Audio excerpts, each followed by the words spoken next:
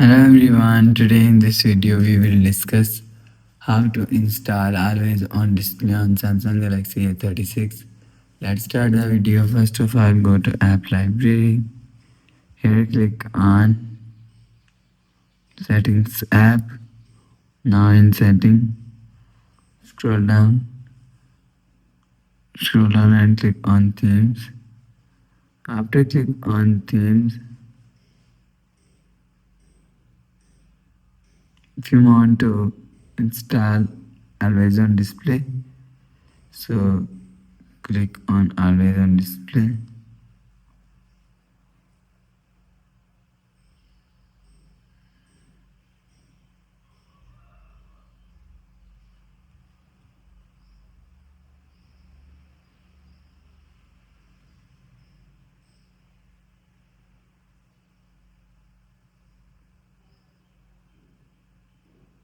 And you will see click on download.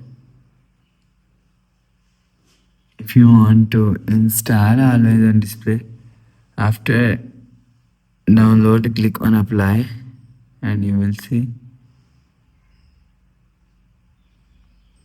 So that's how you can install always on display on Samsung Galaxy A36. If you like the video, please subscribe. Thanks for watching.